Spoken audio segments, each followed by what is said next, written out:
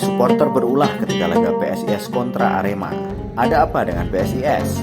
Liga 1 belum dimulai, namun ketegangan sudah terjadi di lapangan ketika laga uji coba PSIS versus Arema Malang di Stadion Jatidiri Sabtu 4 Juni 2022. Sekelintir sesama supporter PSIS terlibat ribut ketika laga PSIS versus Arema masih berlangsung. Sebenarnya di pertandingan perdana PSIS Semarang kembali ke Stadion Jatidiri dalam rangka laga uji coba melawan Arema yang lalu ini berjalan sukses dan mengembalikan atmosfer Jatidiri yang telah lama dinanti-nantikan. Namun adanya sedikit ulah supporter yang tidak bertanggung jawab, kerusuhan sesama supporter sendiri pun terjadi. Supporter PSIS yang berada di tribun selatan berkelahi satu sama lain. Tak jelas apa yang memicu perkelahian tersebut, namun untungnya beberapa aparat dan supporter bergegas untuk mengamankan kericuhan yang ada di tribun selatan. Selang beberapa menit di tribun timur juga terjadi keributan. Hal itu terjadi karena adanya provokasi dari oknum yang tidak bertanggung jawab. Akibatnya terjadi saling lempar benda-benda yang ada di sekitar. Adu mulut bahkan adu fisik juga terjadi sesama pendukung PSIS Semarang. Kejadian tersebut tidak berlangsung lama karena berhasil dibubarkan aparat keamanan. Ada pula beberapa di antara mereka diduga sebagai provokator yang diamankan.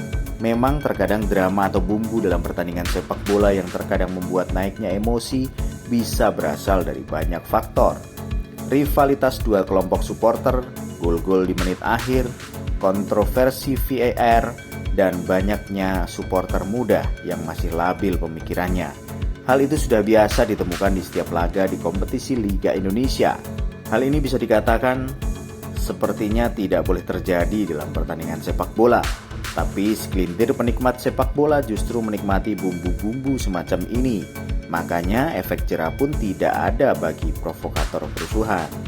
Memang mendukung tim sepak bola tidaklah melanggar aturan, tetapi jika cara dan sikap dalam mendukung tim sepak bola itu anarkis sehingga mengganggu ketertiban umum, merusak fasilitas publik, menimbulkan kerusuhan, bahkan hingga timbulnya korban jiwa, maka supporter sepak bola yang melakukan hal tersebut sudah dikatakan melakukan tindak pidana dan wajib dikenai sanksi sesuai dengan aturan yang berlaku.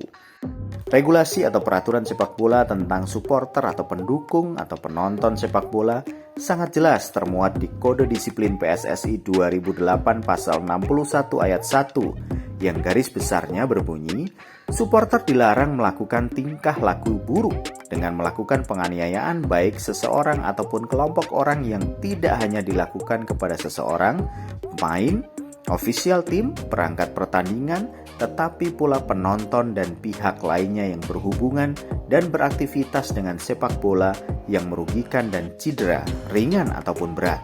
Tindakan demikian dikategorikan pula perbuatan yang tidak sportif dan melanggar hak kebebasan individu dan dapat dijatuhi hukuman. Meskipun regulasi tersebut telah berumur 13 tahun, yang dapat diartikan sudah lama mengatur tingkah laku supporter sepak bola kita ketika mendukung timnya, namun nyatanya belum diterapkan sebagaimana mestinya. Bahkan ada yang sudah memahaminya pun terkesan mengabaikan peraturan tersebut. Hal tersebut bisa terlihat dari banyaknya kekerasan yang masih terjadi antar supporter. Bila regulasi tersebut benar dipahami dan diterapkan oleh supporter, tentunya tingkah laku buruk yang dilakukan supporter tadi tidak terjadi. Tetapi bisa jadi pula pendukung supporter sepak bola belum mengetahui bahwa ada regulasi yang mengatur supporter sepak bola agar berperilaku yang positif ketika mendukung tim kesayangannya. Artinya mereka asal mendukung, tidak tahu kalau ada peraturan sikap dalam mendukung tim sepak bola. Akhirnya ketika ada pemicu bentrokan, saling ejek ataupun saling lempar, berujung kepada kekerasan bahkan sampai korban jiwa. Singkatnya di sini ialah peraturan yang mengatur tingkah laku supporter di jalan maupun di lapangan ketika mendukung tim kesayangannya harus dipahamkan dan diterapkan secara tegas. Tidak hanya sekedar peraturan yang tidak ada implementasinya kemana peraturan tersebut ditujukan. Dengan kata lain, penerapan peraturan tingkah laku supporter tersebut tidak hanya diterapkan oleh PSSI dengan komisi disiplinnya, tetapi tim sepak bola di mana tempat supporter tersebut mendukung. Meskipun dinilai supporter sangat penting dalam menggelorakan semangat juang para pemain, namun jika supporter tersebut sudah sejak awalnya hanya berbuat kisruh, tim sepak bola harus segera tegas tidak menerima supporter semacam itu. Meskipun supporter dengan jumlah besar sekalipun. Lebih baik tanpa supporter daripada merugikan tim sepak bola, para pemain atau pemain lawan lainnya yang telah beretika dan berjiwa sportif serta fair play. Supporter memang diberi kebebasan dalam mendukung tim kebanggaannya. Meskipun demikian, peraturan yang ada yang mengatur tingkah laku supporter juga patut dihormati bahkan dipatuhi. Bahkan jika ada yang melanggar, beri sanksi seberat-beratnya, biar ada efek jera bagi provokator yang membuat rusuh. Dengan penerapan secara tegas peraturan tersebut tidak hanya akan berdampak positif bagi supporter itu sendiri, tetapi juga kemajuan persepakbolaan di negeri ini yang bebas dari kekerasan. Nah itu guys, sedikit informasi tentang sesama supporter berulah ketika laga PSIS kontra Arema. Jadilah supporter dewasa jika ingin tim kesayangan kita meraih prestasi yang dahsyat.